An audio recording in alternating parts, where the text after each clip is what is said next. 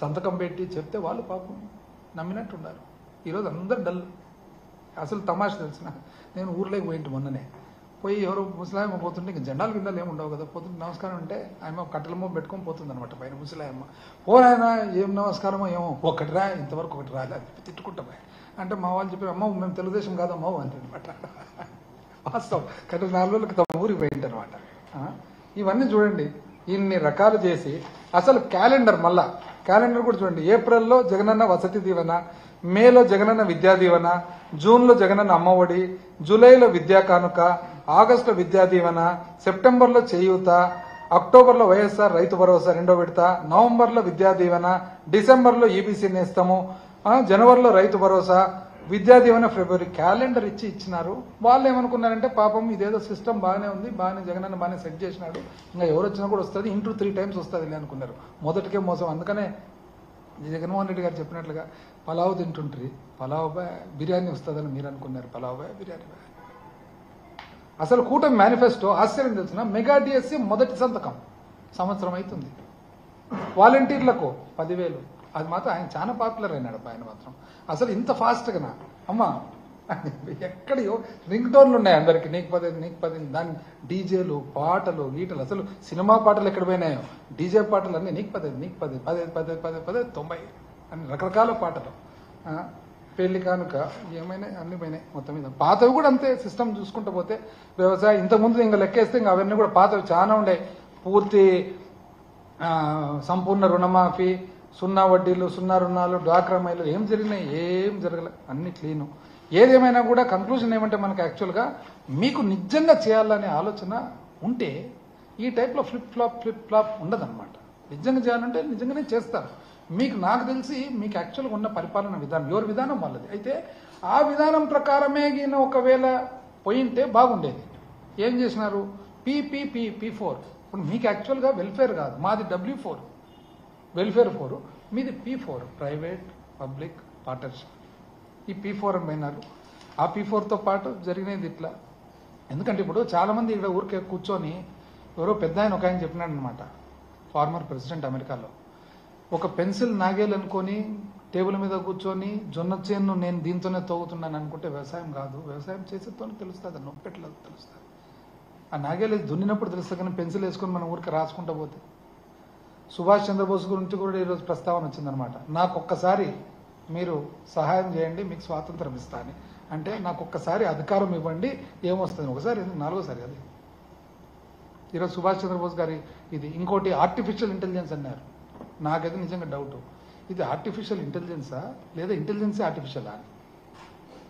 Artificial ఇంటెలిజెన్సా, ఇంటెలిజెన్సే ఏమన్నా artificial ఉంది అనేది నాకైతే డౌట్ ఉంది. ఏదేమైనా కూడా ఇంకొక పెద్ద ఆయన అన్నాడు అనమాట, చాలా గొప్ప, వన్ ఆఫ్ ద పాపులర్, పేరు చెప్తే బాగుండదు, మంచి ఫేమస్ పేరుగాంచిన ఈయనమాట, ఎడిటరు పెద్ద ఆయన, మా కర్నూలు జిల్లాని. ఆయన ఏమన్నాడంటే ఇది it is not even phenomenal, it is not phenomenal, it is not even nominal, it is not phenomenal, not even nominal అన్నాడు. ఏదేమైనా ఫైనల్ కంక్లూజన్ ఏమంటే అబ్రహాం లింకన్ గారు చెప్పినట్లు, ఒక మనిషిని ఎల్లకాలము మనం మభ్యపెట్టచ్చు, అందరిని ఒక్కసారి మభ్యపెట్టచ్చు, కానీ అందరినీ ఎల్లకాలం మభ్యపెట్టడానికి రాదు. అన్ఫార్చునేట్ ఇదంతా.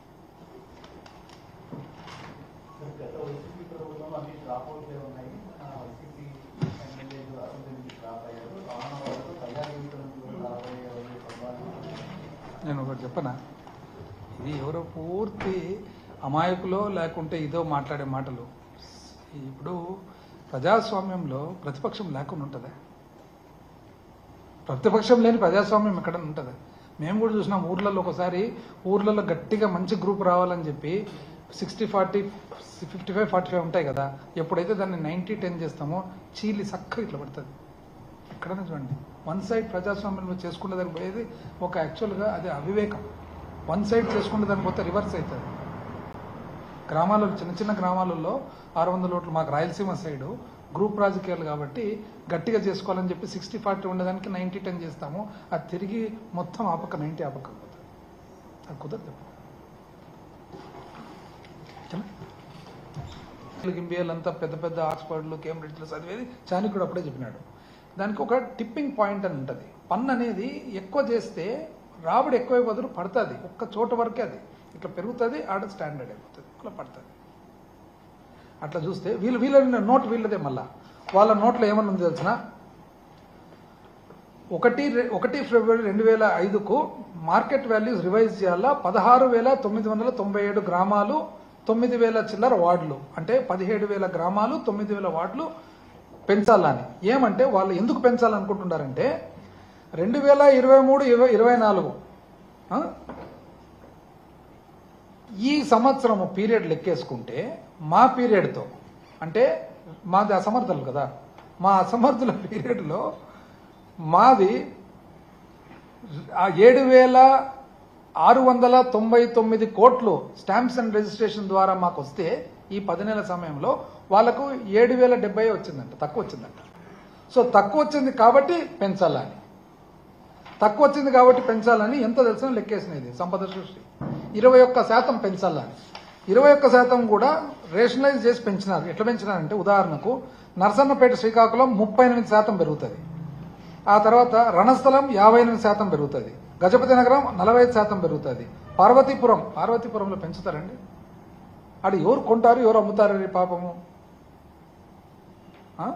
ట్రైబల్ ఏరియాలో 35% పెంచడం. ఆ తర్వాత నర్సీపట్నం 34, స్పీకర్ గారి కాన్స్టిట్యున్సీ 34, అంటే ప్రతి ₹1,00,000 ఇప్పుడు 1,38,000 దాని వాల్యుయేషన్ పెరుగుతుంది అనమాట. ఆ తర్వాత పాడేరులో 73%, అంటే ₹1,00,000 విలువ చేసేది ఇప్పుడు 1,73,000 అవుతుంది అనమాట విలువ, దాని మీద స్టాంప్ డ్యూటీ. ఆ తర్వాత ఇంకా రాయలసీమకు వచ్చేటప్పుడు చూడండి, ఫస్టే అల్లకల్లోలం రాయలసీమ, దానికి తోడు దువ్వూరు 49%, పుంగనూరు 32%, వెంకటగిరి 42%, నందికొట్కూరు 44%, బనగానపల్లె ఆర్ఎండ్బి మంత్రి గారి నియోజకవర్గం 55%, కోయిలకుంట్ల ఆయన నియోజకవర్గం 52%, అవుకు ఆయన నియోజకవర్గమే 48%, సిరివెల్ల ఆళ్లగడ్డ 47%, ఎందుకంటే నాకు మండలాలు తెలుసు కాబట్టి, పాణ్యం 35%, లాస్ట్కి వచ్చేటప్పటికి పెనుగొండకు వచ్చేటప్పటికి 78% పెంచినారు. బాగానే ఉంది. పెంచిన దాని వలన ఈరోజు ఏమవుతుంది, వైట్ మనీ కావాలి కదా, ఎవరి దగ్గర ఉంటుంది, రైతుల దగ్గర. ఇప్పుడు 1,00,000 విలువ, ఇప్పుడు 10 లక్షలకు సపోజ్ 10 లక్షల రూపాయల భూమి కొన్నారు, దాని మీద ఒకటి స్టాంప్ డ్యూటీ పెరగడం ఒకటి, కానీ వైట్ మనీ చూపించుకోవడం. 10 లక్షల సరుకు ఇప్పుడు పెనుగొండలో కొనాలంటే 17,80,000 అవుతుంది దాని వాల్యుయేషన్. 17,80,000 అయితే వైట్ మనీ చూపించాలి కదా. ఇంకా చూడండి ఇది. దాని తర్వాత ఎలక్ట్రిసిటీ